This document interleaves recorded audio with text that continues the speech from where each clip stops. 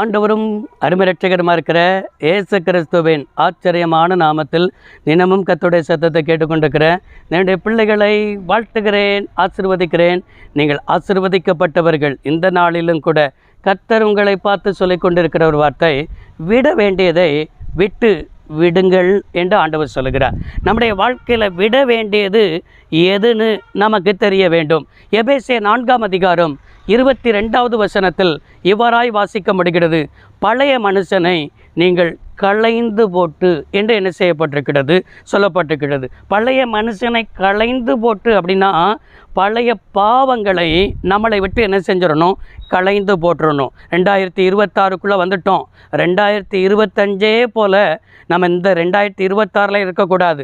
பழைய பாவத்தை இன்றைக்கும் நம்ம என்ன செஞ்சிடக்கூடாது, வச்சுக்கிட்டே இருக்கக்கூடாது. ஒரு வீட்டில் செத்துப்போன ஒரு எலியோ செத்துப்போன ஒரு காரியத்தையும் வீட்டுக்குள்ளே வச்சுக்கிட்டு 2 நாள் வச்சு பாருங்கள், 3ஆவது நாள் நாற்றம் எடுத்துரும். அப்படி என்றால் ஒரு வீடு முழுவதும் நாரும். பழைய மனுஷனை உள்ளே வச்சுக்கிட்டே இருப்பீங்கன்னா உங்கள் வாழ்க்கை நாற்றம் எடுத்ததாக இருக்கும். பழைய மனுஷனை களைந்து போடுங்க, பழைய பாவத்தை களைந்து போடுங்க. அது மாத்திரமல்ல, பழைய கிரியைகளை என்ன செய்யுங்க, களைந்து போடுங்க. உள்ளத்தில் புதிதான ஆவியை கொண்டு வந்து புதிய மனுஷனை உங்களுக்குள் தரித்து கொள்ளுங்க. இன்றைக்கு நம்ம புதிய மனுஷனாக மாறலைன்னா இன்றைக்கி ஒரு பழைய மனுஷனாகவே இருப்போம்னா, பழைய மனுஷன் எதற்கு ஒப்பனையானது தெரியுமா? விஷத்துக்கு ஒப்பனையானது. விஷம் ஒரு மனிதனை சாகடிச்சிரும். இன்றைக்கு ஆவிக்குரிய மனுஷனை சாகடிச்சிருது, உள்ளான மனுஷனை சாகடிச்சிருது. உள்ளான ஒரு ஆவியில் புதுப்பிக்க என்ன செய்ய முடியலை. இன்றைக்கி இந்த விஷம் நிறைந்த ஒரு வாழ்க்கையில் வாழ்கிறது நிமித்தம்தான் ஜெபிக்க முடியலைங்க. ஜெபம் பண்ண முடியாதபடி போராடிக்கிட்டு இருக்கிறீங்க. இன்றைக்கி ஜெபமும் இல்லை, நம்முடைய வாழ்க்கையில் ஜெயமும் என்ன செய்யலன்னு சொன்னால் இல்லாதபடி காணப்படுகிறது. அப்படி என்று சொன்னால் பழைய மனுஷனை, பழைய வாழ்க்கையை, பழைய கிரியைகளை நம்ம பின்னால் என்ன செஞ்சிருங்க, நீங்கள் தள்ளி போட்டுருங்க. இதெல்லாம் முன்னால் வைக்கக்கூடாது. எல்லாமே எதை முன்னால் வைக்கணுமோ அதை தான் முன்னால் வைக்கணுமே தவிர இதெல்லாம் பின்னால் தள்ளிட்டு புதிய நம்பிக்கையோடு முன்னேறி செல்கிற நாள் தான் இந்த நாள் என்று சொல்லி கர்த்தர் பேசி கொண்டிருக்கிறார். புதிய நம்பிக்கை வரட்டும், புதிய தரிசனம் வரட்டும், புதிய பார்வை வரட்டும், புதிய தரிசனம் வரட்டும்.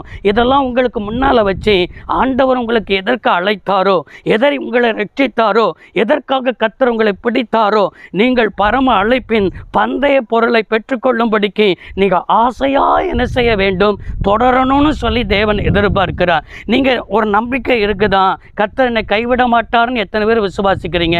கர்த்தர் என் கூட இருக்கிறார்னு எத்தனை பேர் விசுவாசிக்கிறீங்க? அவருடைய வார்த்தையில் நிச்சயமாக எனக்கு அற்புதம் செய்வார்னு சொல்லி எத்தனை பேர் விசுவாசிக்கிறீங்க?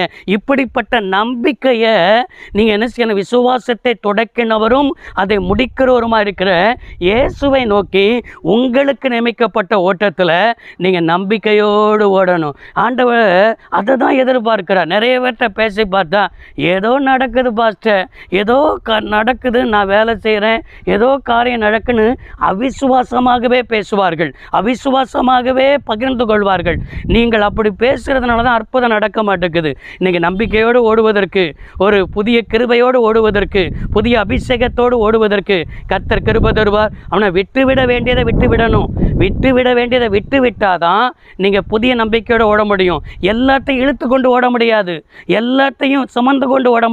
விட வேண்டியதை விட்டுருங்க, புதிய மனுஷனாக ஓடுங்க. ஆண்டவர்களை ஆசீர்வதிப்பார். ஜெபிப்போம். சர்வ வல்லமையுள்ள தெய்வமே, அருமை தகப்பனே, இந்த வார்த்தையை கேட்ட பிள்ளைகள் வாழ்ந்திருக்க, சுகித்திருக்க, நன்மை அனுபவிக்க, விட வேண்டியதை விட்டு புதிய நம்பிக்கையோடு ஓட உதவி செய்யும். இயேசு ரட்சக நாமத்தில் பிதாவே, ஆமென். கர்த்தர் ஆசீர்வதிப்பாராக. God bless you all.